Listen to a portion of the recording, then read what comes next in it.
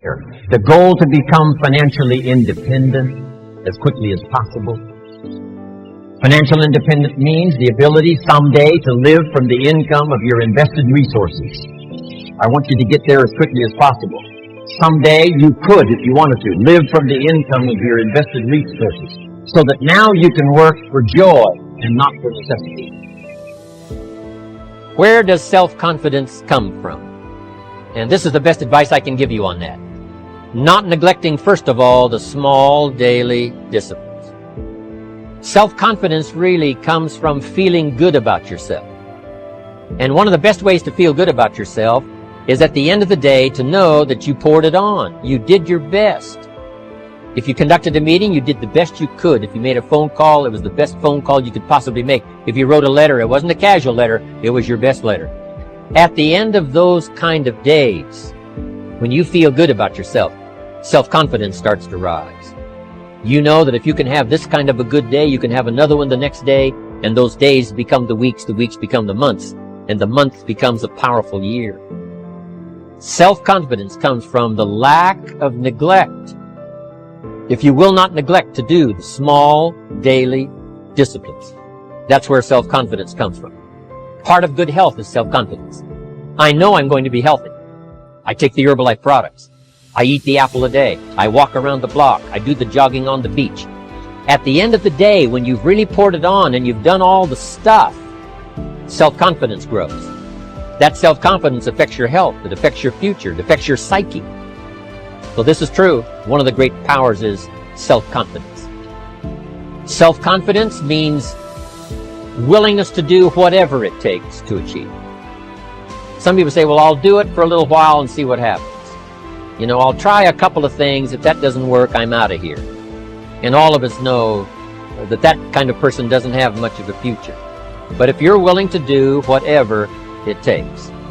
If I have to learn a couple of things, I will learn those things. If I got to learn 5 or 6 things, I'll learn all 6.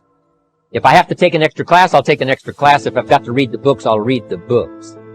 If I have to consult with people who know more than I know, I will do the necessary consulting. Whatever it takes, I will do.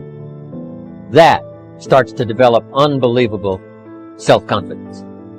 Self-confidence also comes from the ability to rise above your circumstances. To rise above what happens, the petty little things, the discouraging things that would sink everyone else's ship except yours, that would cause someone else to quit early in the day, but you keep going. That kind of willingness to overcome all circumstances, whether it's the little challenges or the big challenges. If you're willing to do that, I promise you, this kind of power will work for you, and in you, the variable, it'll make a difference. Every time we choose to do less than we possibly can, it affects our self-confidence, our self-worth. If we keep doing a little less every day, a little less, every day that we keep doing a little less, we are also being a little less. Can you imagine what you'd end up being after 10 years of doing a little less every day? It's devastating. Think about it. Doing less could ruin your life. What could you do if you had all the skills, took the classes, read the books, burned the midnight oil? What could you do? What true value could you develop? This is one of the better exercises. What could I become? What could I really do in the marketplace? In enterprise, home, family, experience, love, friendship, marriage. How valuable could I become? Am I valuable enough to work on what's not working so I can reach my full capacity? If I'm operating at 20%, what could I possibly do with the other 80%? Once you start understanding how valuable you are, it's a whole new experience. Understanding self-worth. It plays a major role in our ability to be self-enterprising. Our self-worth makes the difference between being lazy and being active. Being self-enterprising.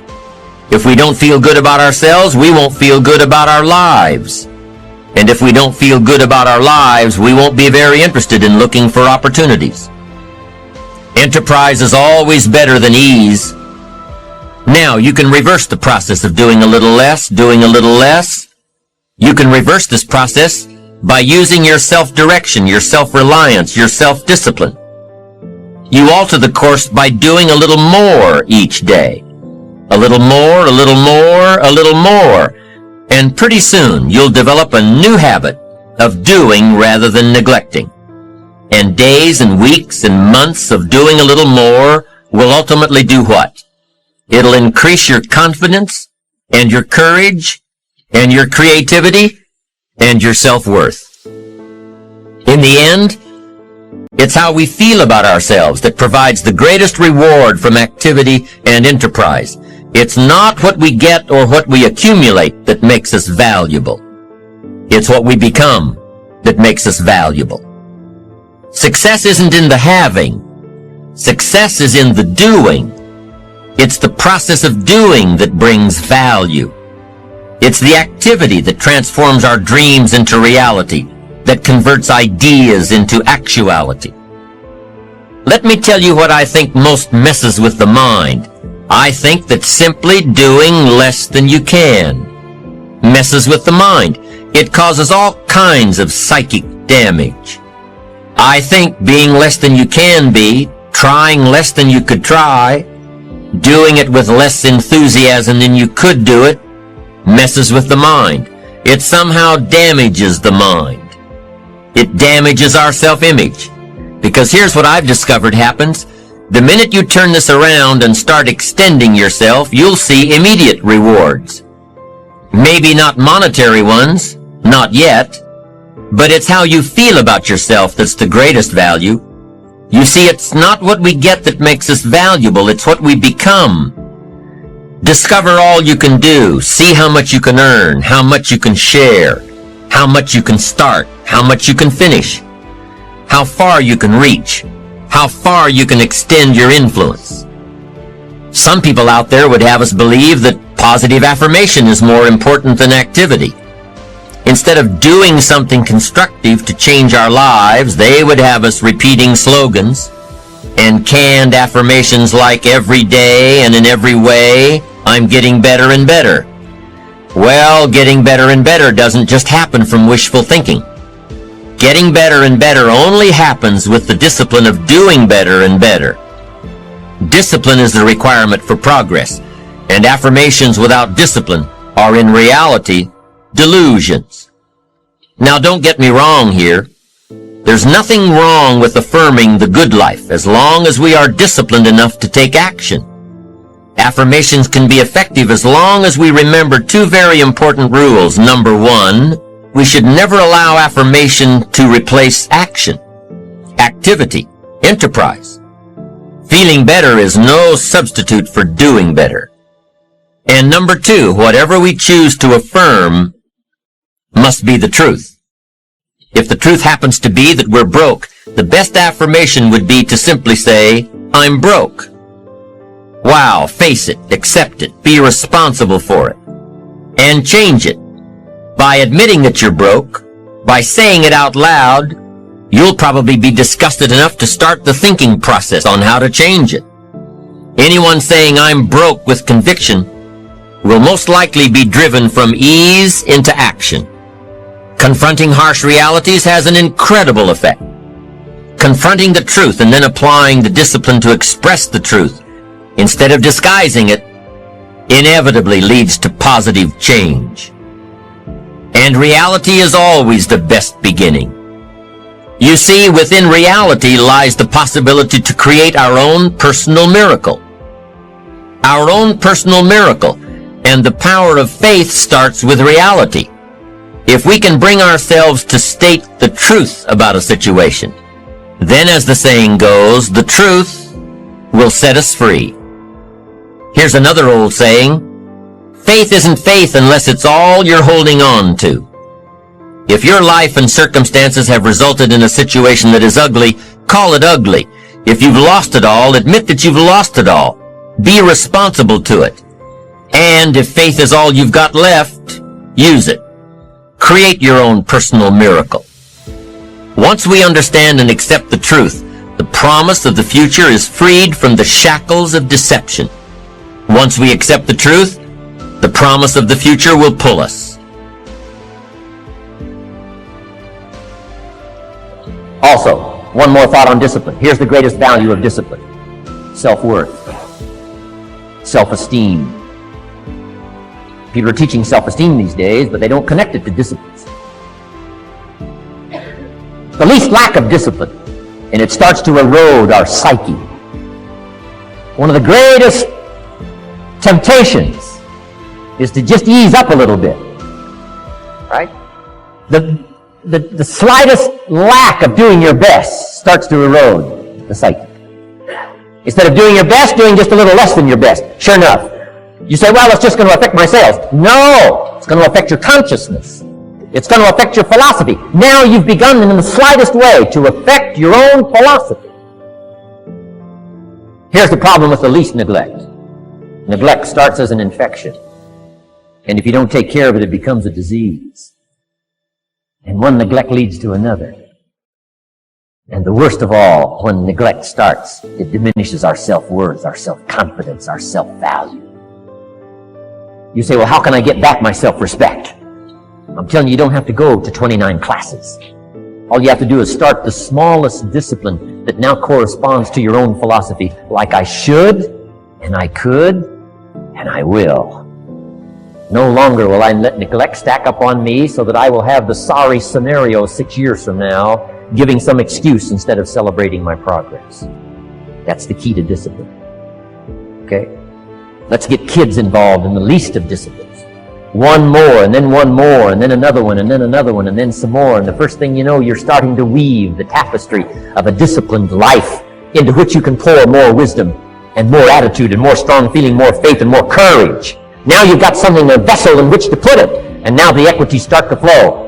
And the early return, I'm telling you, if you'll start this process, the early return will have you so excited, you'll commit yourself to this strategy for the rest of your life.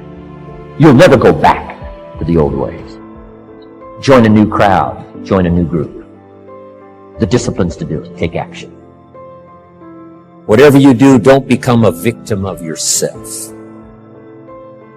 As you engage in this debate, what to eat, what not to eat, where to go, where not to go, what to say, what not to say, what to do, what not to do, make sure that you strengthen the positive side of this argument with yourself, so that day by day you become healthier, day by day you become stronger, day by day you become wiser. Day by day you build a better shield and immunity. An inside immunity to ward off disease, but an outside immunity to ward off all the negative and all the trash and all the stuff that would not enhance your personal development nor your promise for the future. What I'm saying here is be your own person.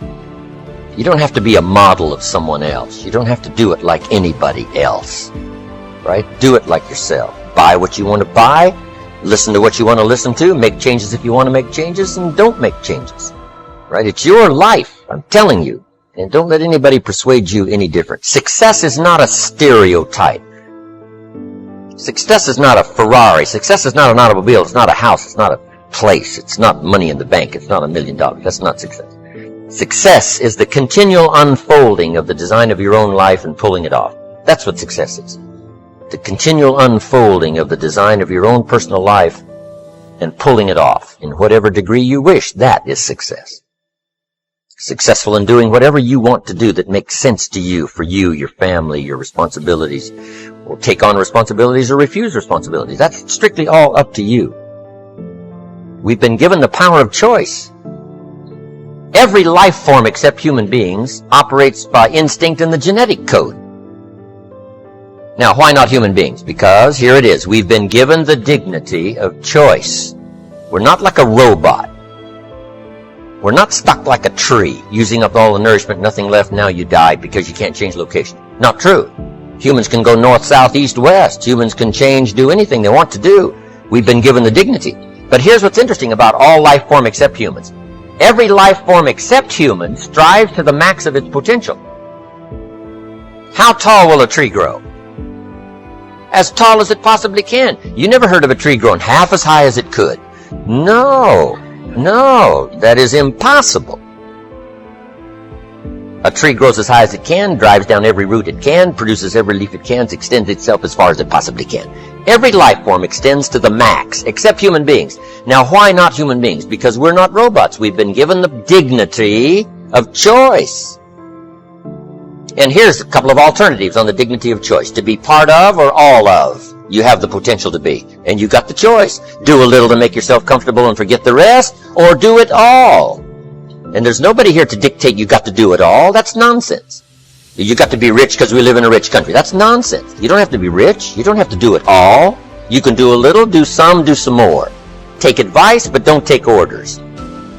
Take information, take training, take teaching, but don't take orders from no one that tells you how you need to live and what you need to own and what you need to do. Somebody says, well, you need to be successful. That's a personal choice, being successful. What we teach is the possibilities, and everybody chooses. Take a little, take a lot, do some, do nothing. Abraham Lincoln said, since I would be no one's slave, I will be no one's master. Excellent philosophy. If a guy says, hey, I'm soon cashing it in, I'm heading for the mountains, I'm going to live in a little cabin, live off the land, and feed the squirrels. If he goes and does that, guess what? He's a smashing success. Why? He's doing what he designed to do and went and did it and pulled it off. You can't say, no, that's not successful. That is the epitome of success, is giving a design to your life and go pull it off, making progress in that direction that satisfies you. If it doesn't satisfy you, make alternatives and you change. And if you get some better ideas, sure, you may follow someone's suggestion and ideas, but not orders.